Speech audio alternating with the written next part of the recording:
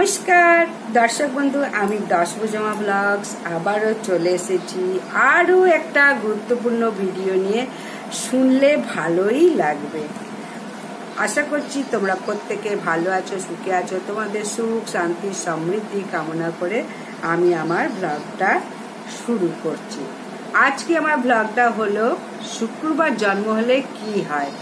জন্ম যদি শুক্রবার হয় বা সন্তানের জন্ম যদি শুক্রবার করাতে চান, তাহলে ভিডিওটা শেষ পর্যন্ত দেখো, খুব ভালো লাগবে।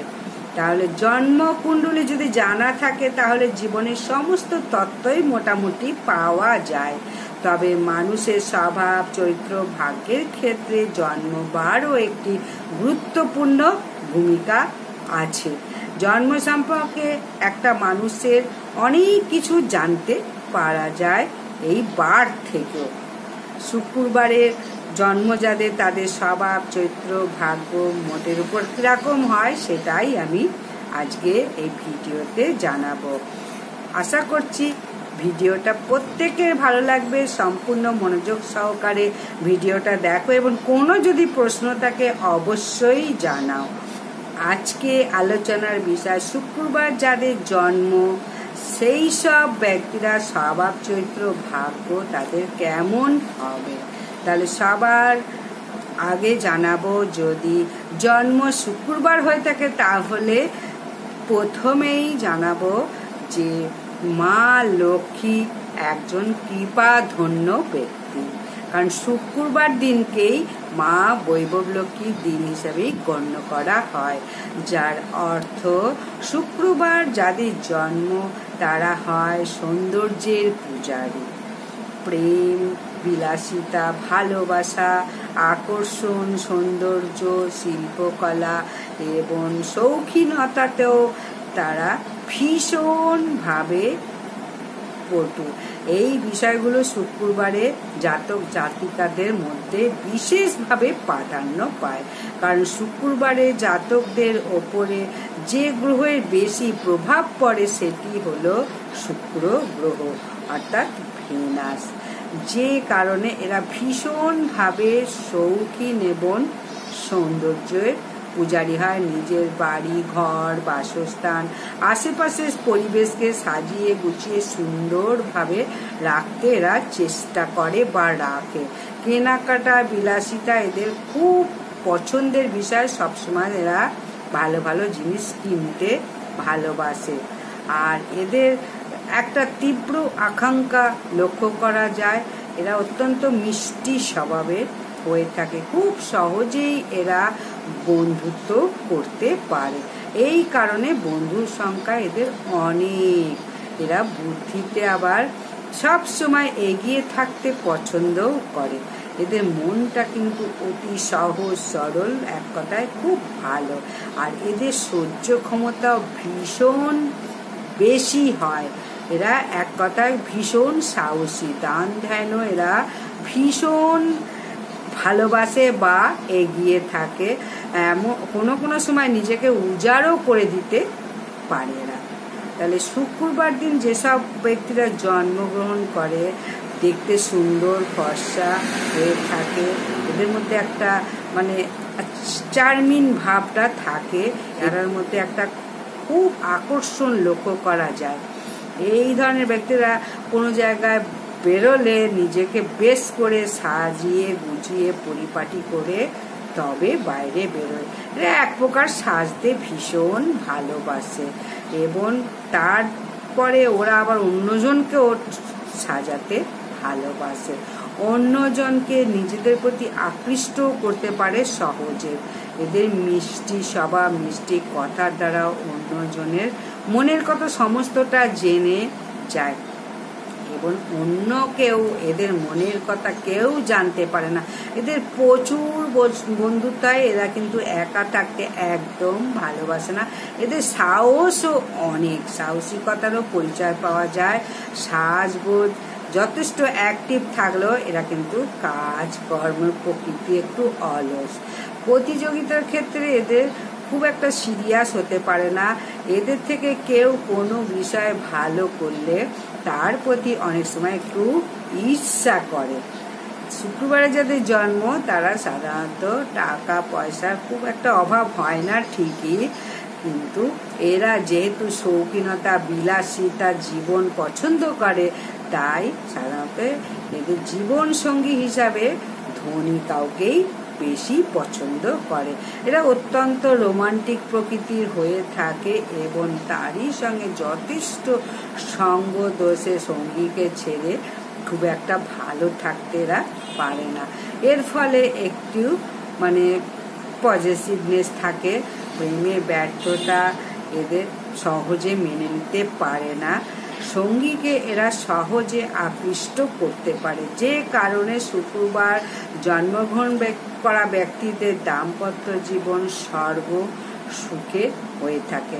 এরা খুবই যত্নশীল প্রেমিক মানুষ হয়, তাই দাম্পত্য জীবন আরও সমৃদ্ধিতে ভরিয়ে তুলতে এরা খুব আগ্রহী বা সচেষ্ট হয়ে থাকেন।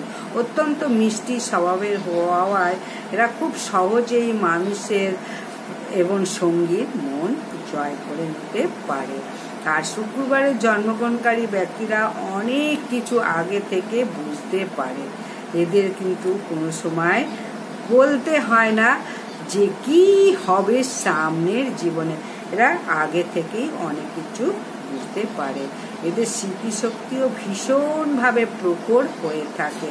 অন্যদের কষ্টে এবার সমব্যথী যেটাকে বলে যন্ত্রণাও পায়। এরা বয়স বাড়ার পরে একাকিত্ব ভোগ করে। এরা জীবনে লক্ষ্য নিয়ে চলে, লক্ষ্যের জন্য এক পক্ষকে লড়াই করতেও এরা পারে। এরা একাকিত্ব একদম পছন্দ করে না। এই দিনে জন্মানো ব্যক্তিরা জীবনে বিশেষ বিশেষ সময় একাধিক শারীরিক সমস্যায় ভুগে থাকে।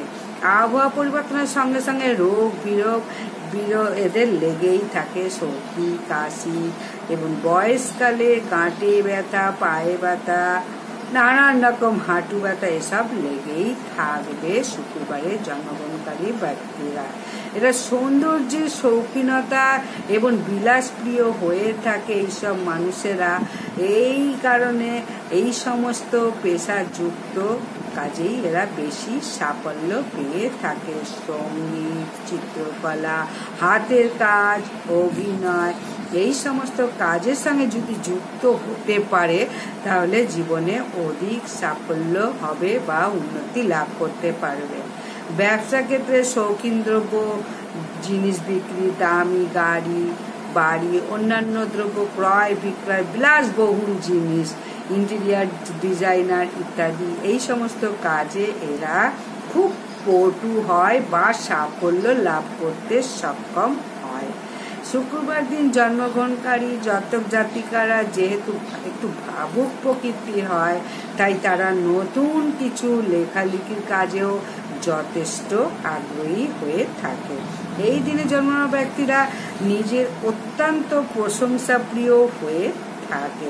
এদের যদি প্রশংসা করা হয় তাহলে এরা কিন্তু সেই ব্যক্তির প্রতি অত্যন্ত প্রসন্ন হয় এবং তারই সঙ্গে যে কাজে প্রশংসা করা হচ্ছে সেই কাজটি আরো ভালোভাবে করতে মনোযোগ বাড়িয়ে দেয়। শুক্রবার দিন জন্মগ্রহণকারী ব্যক্তিদের আর্থিক যথেষ্ট মজবুত হয়, এর জন্য এরা অনেক পরিশ্রম করে।